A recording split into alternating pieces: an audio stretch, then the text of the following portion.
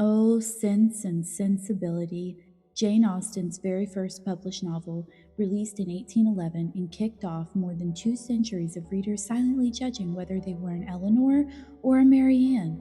Most of us like to think we're an Elinor, calm, rational, quietly suffering with dignity, but in reality, most of us have at least one story in our past that is 100% Marianne. You know, the time you were convinced someone coding poetry at a party was your soulmate and they weren't. The story follows the Dashwood sisters as they navigate love, heartbreak, and a fun little quirk of English inheritance law that leaves them practically destitute after their father dies. Elinor is all sense. She's reason, restraint, and practicality. Marianne is sensibility. She's passion, spontaneity, and the occasional dramatic collapse in the ring. Austen's genius lies in showing us that both approaches are flawed. Elinor needs more feeling, but Marianne needs more self-control. And somewhere in between the stoicism and melodrama is actual happiness. Today, we're going to compare Austen's novel with 2 adaptations, the 1995 film directed by Ang Lee with Emma Thompson's Oscar-winning screenplay, and the 2008 BBC miniseries written by Andrew Davies. The film is compact, polished, very romantic 2-hour experience. The series is nearly 3 hours. It's a little grittier, leans harder into the darker edges of the story. And it being the BBC, naturally it has more mud, more candles, and more men in slightly disheveled cravats. Now, this isn't about picking a winner because really the winner is us getting multiple versions of Austen to rewatch obsessively. Instead, we're looking at how each adaptation interprets Austen, what they emphasize, how they bring out or sometimes soften the themes. And we've all gone through our Marianne phase, dramatically crying over someone who quoted poetry only later to realize Elinor may have been onto something when she quietly picked the man who could actually provide long-term stability. But before we get into all of that, hey friends, welcome to my channel. I'm DMARI. Please hit the subscribe button and like this video if you liked it. And also let me know down below which version is your favorite. Now, let's get into it. At its heart, Sense and Sensibility is a novel of opposites. Elinor is the voice of reason, endlessly self-sacrificing, basically the one holding the entire Dashwood house together. She believes emotions should be contained, filed away neatly, and revealed only if absolutely necessary, like a Regency-era version of don't double text first. Marianne, by contrast, is a walking, talking sonnet. She believes in love at first sight, quoting poetry on long walks, and experiencing life as dramatically as possible. And Austen never fully condemns either sister. Instead, she shows us that both extremes are unsustainable. Elinor risks suppressing herself into misery, and Marianne risks burning out, or worse, catching pneumonia by flinging herself too fully into passion. This point is balance, which of course nobody manages perfectly. The 1995 film embraces Austen's balance but leans slightly towards charm and accessibility. Condensing the book into 2 hours meant trimming a lot of side plots and keeping the focus firmly on romance. Emma Thompson's script is witty and warm, while Ang Lee gives us pastoral landscapes and Patrick Doyle's famously sweeping score. Even when hearts are breaking, the whole thing feels like it could be resolved with a good hug and maybe some tea.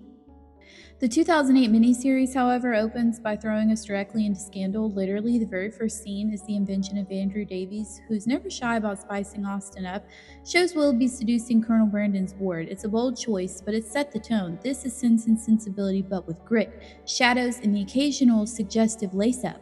With 3 full hours, the series gives us more detail, more subplots, and much stronger sense of the precarious position the Dashwood women are in. So while the 1995 version feels like a romantic, witty Austen tale, the 2008 version reminds us that this world is not exactly kind to women without money and connections. And both are true, because Austen, for all her charm, was not naive. She knew that follow your heart was a dangerous motto when your financial survival depended on marrying well. And if you think Austen's warnings about unchecked passion don't apply anymore, just remember that most of us have a Marianne-era text thread in our past we'd pay a lot of money to have deleted permanently. Let's start with our heroines, Elinor and Marianne Dashwood. Elinor is essentially the family accountant, emotional caretaker, and designated grown-up, even if she's barely 20. She's rational, composed, and always willing to sacrifice her own happiness if it means protecting someone else's feelings.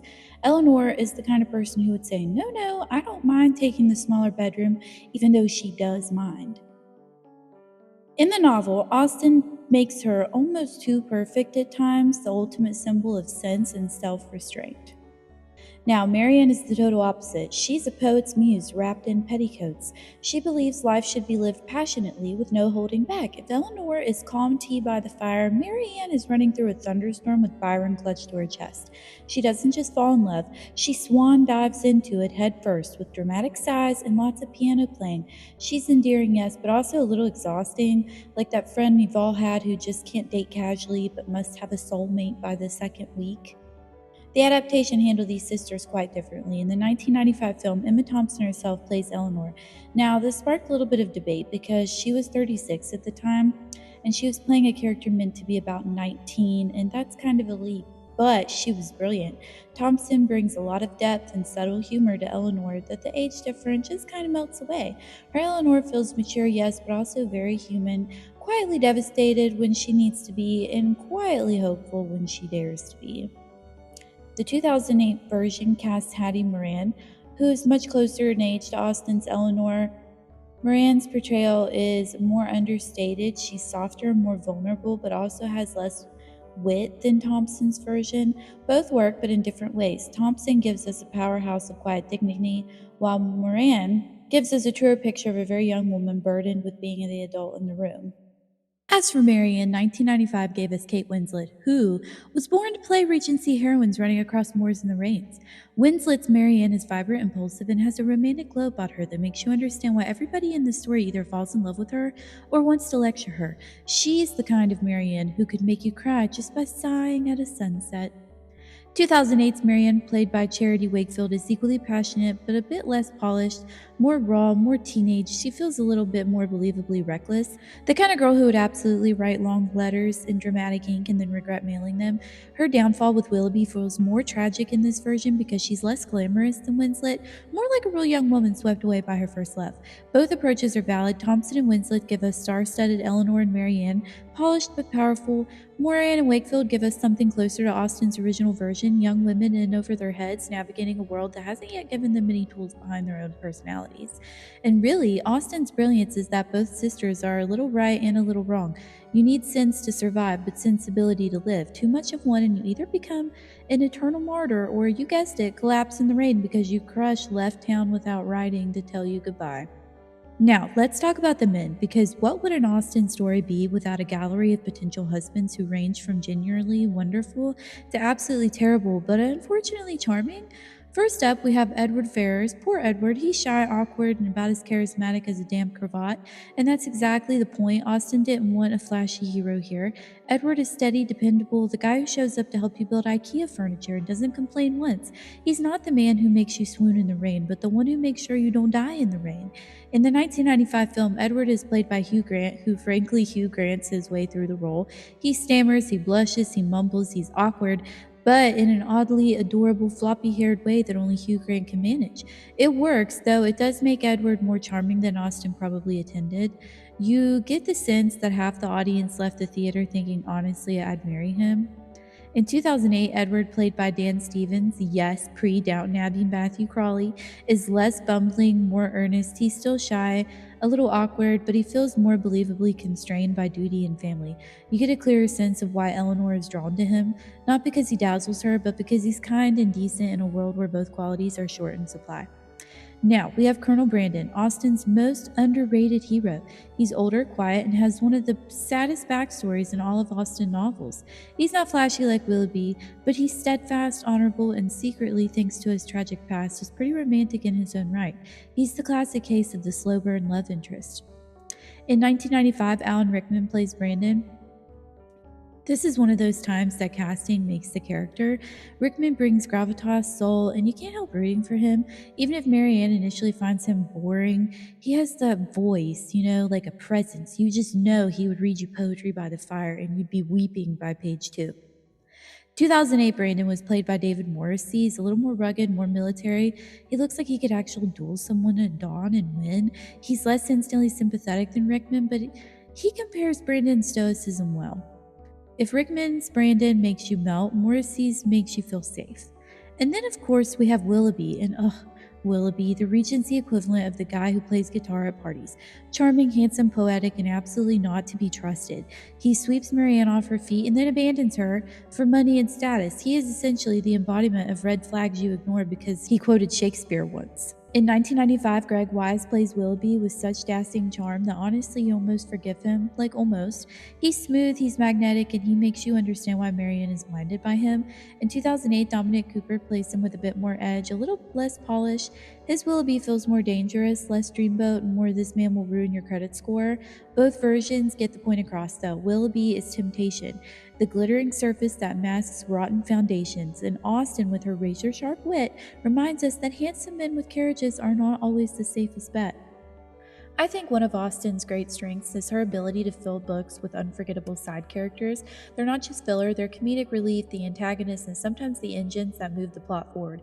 Sense and Sensibility is full of them. Sir John Middleton, the relentlessly cheerful host, Miss Jennings, his equally boisterous mother-in-law, Fanny Dashwood, the sister-in-law from hell, and of course, Lucy Steele, who manages to weaponize both politeness and deceit.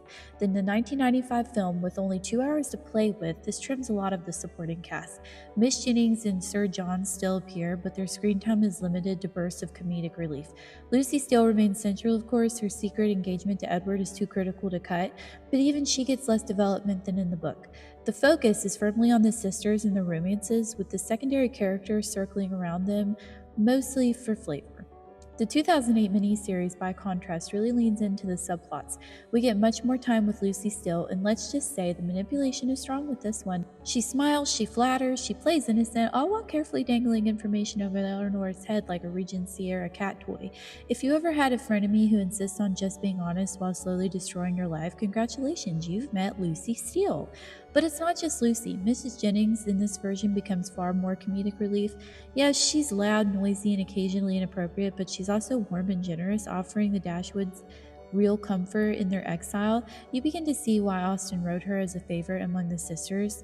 Even Sir John's relentless enthusiasm feels more grounded here. Annoying, yeah, but still, you believe he means well. And then we have Fanny Dashwood. She may not be twirling a mustache, but she's one of Austen's great villains. The 1995 version makes her icy, manipulative, and deliciously hateful. The 2008 series doubles down, showing her cruelty not just in words, but in the way she controls her husband, and cuts down the Dashwoods without even a shred of guilt. If Lucy Steele is the sneaky kind of manipulation, Fancy is the blunt instrument who will smile while locking the door behind you.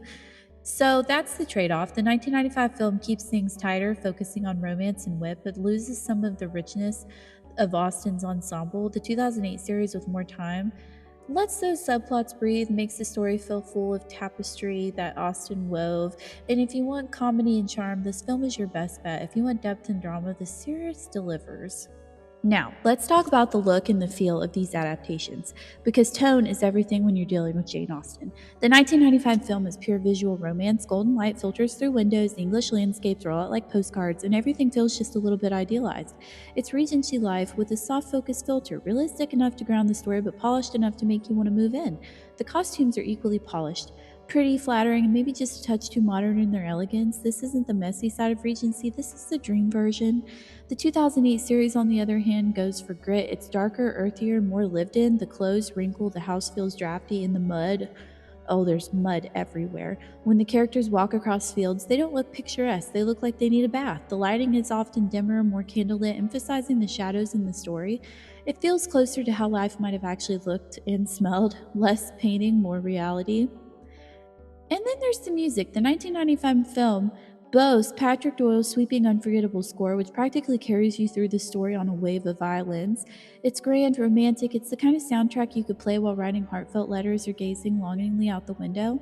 The 2008 score, by contrast, is more restrained, more atmospheric. It feels grittier sometimes, a little more subtle, moody, there to support rather than overwhelm.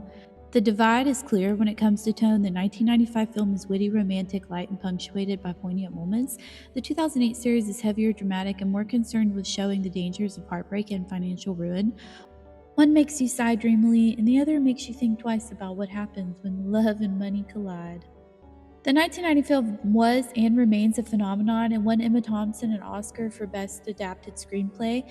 Yes, Jane Austen plus Emma Thompson was a winning formula, and it's often considered the definitive screen version of the novel. It brought Austen a new wave of audience, and it sits comfortably beside the 1995 Pride and Prejudice as part of the great Austen Renaissance of the 90s. The 2008 series, while highly praised, never quite achieved the same cultural staying power. Critics admired its fidelity to the novel, but it inevitably stood in the shadow of the film. For casual viewers, Hugh Grant stammering his way through Edward Ferrars is more iconic than Dan Stevens quietly brooding his way through the same role. Still, for Austen purists, the series remains a favorite, often recommended as the one that's actually closer to the book.